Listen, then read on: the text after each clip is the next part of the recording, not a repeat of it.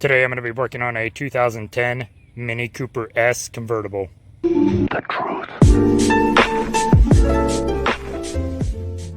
Now sadly the Mini Cooper's been sitting so long the battery's dead on it, so we're going to have to change that out. Now I'm going to pop the hood on it really quick. There we go. I have had a trickle charger on it, but it was saying that the battery's just so far gone, it's needing to be replaced. Hey, look at that, LSC car videos. Make sure you subscribe. But now we got the hood open. Let's go ahead and open it all the way and get access to our battery underneath this little compartment right here. So you're just going to fold down these little tabs. It's going to reveal. Now typically this guy folds up, but mine is broken, so it just kind of comes all the way off. But there's our battery. Next, we're going to want to take off this little trim right here. Just going to pulls up. It's going to pull halfway. Going to need access to these two nuts and this bolt right here. And we're going to take all three of those off. They're all 10 millimeter. Is the king.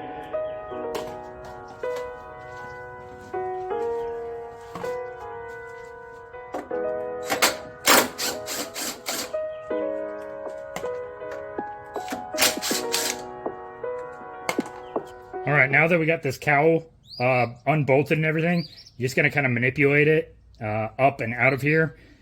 It is kind of a pain in the butt, but it is possible to get it out.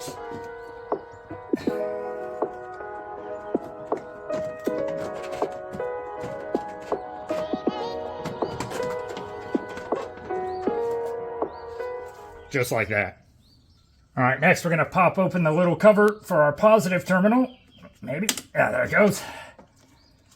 We're going to be loosening up that nut right there and this nut right here to get our both positive negative terminals off of here. Now these are both 10 millimeter, at least on my car. Double check your own car just to make sure it's the same.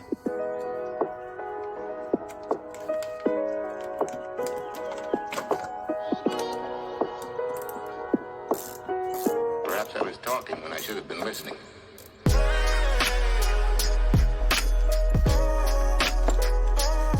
Once they're off, just kind of tuck them up out of the way as well.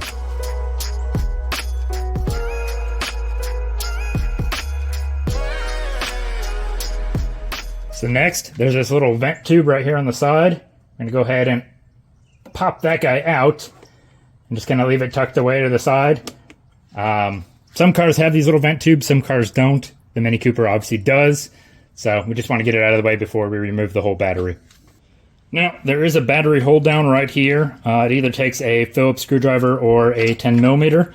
So I'm going to go ahead and hit it with my drill just to loosen it up and get it up out of the way. And there it is.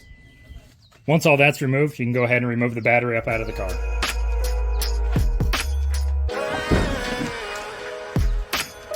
So the void that the battery left, you can actually see your cabin air filter. I guess it'd be a good time to inspect it, see if you need to change it as well. All right, let's get this battery loaded up in the car and take it to the local auto parts store. All right, now it's loaded up in the car. Let's get it exchanged.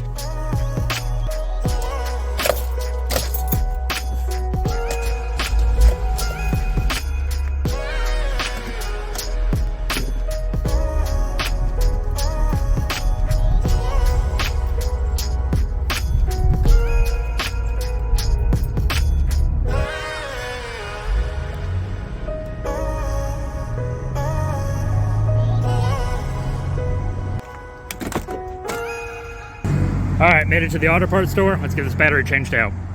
Alright, got the Cooper battery in the car. Let's get it home.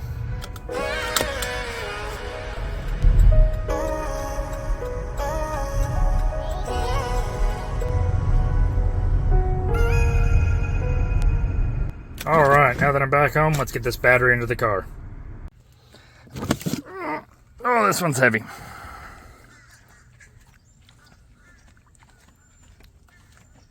Alright, before I left the auto parts store, I did verify it's the same kind of series and model and cranking amps and everything like that.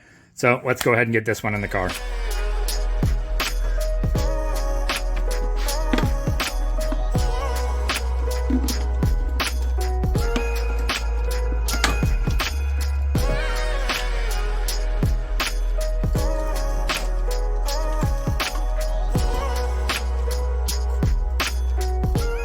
All right, first thing I'm gonna do is attach this little breather tube to the side.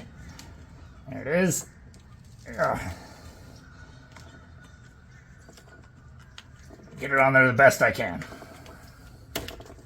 Next, I'm gonna go ahead and take off these little covers on our posts.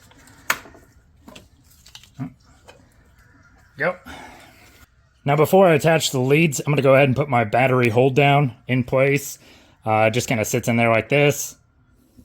And then I'm gonna go ahead and secure it all the way as well.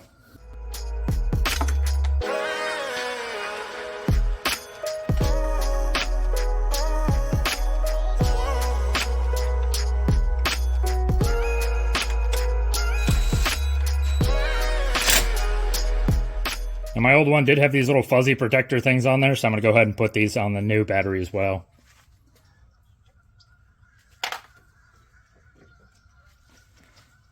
They're not necessary, but it does help with keeping corrosion off of the terminals.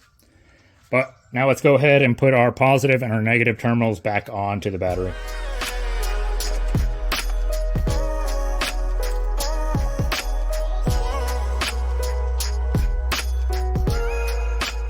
Of course, keep your key fob handy just in case the alarm goes off when you attach both leads.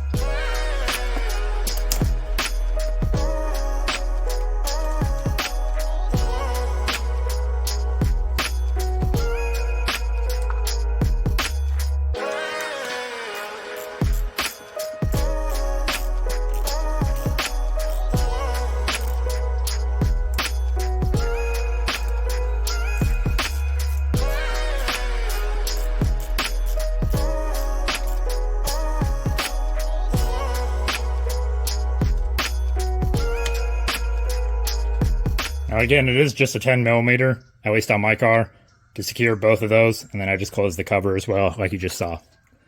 But now, let's go ahead and get that shroud back in place. Now something on the underside of the shroud, it has this like plastic blade right here.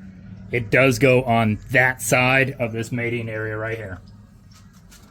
So, if you don't get it over there, it won't sit right at all, and then you'll be fighting it for no apparent reason. But yeah, just make sure that blade is on the driver's side.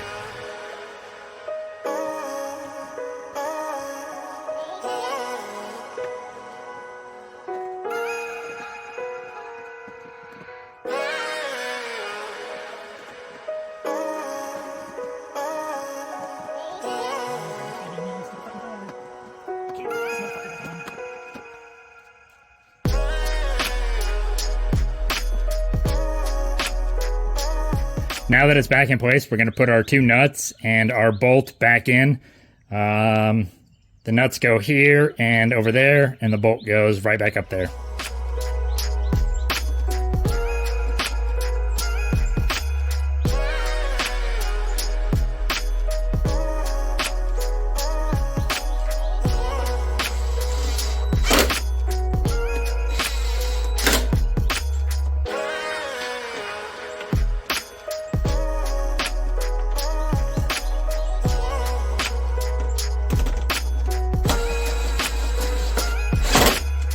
If yours is broken like mine, just go ahead and put it back on. But if it does have the flap still, just go ahead and close your flap.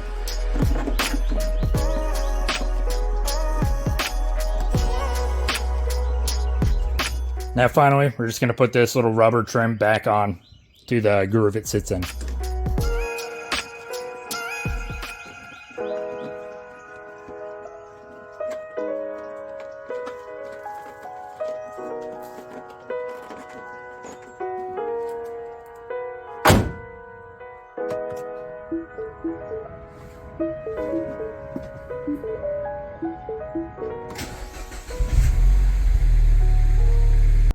Now, because we only drive this thing every once in a while, just on the weekends, I'm going to be keeping this battery charger on it. It's basically like a trickle charger. Just keeps the voltage up and make sure it doesn't die again. Now, if you have any questions or comments on how to change the battery on a Mini Cooper S, hit me up in the comment section below and I'll try and answer them as soon as I can. If you like the music that was in the background of any of these videos, I'll put a link in the description to the artist's SoundCloud.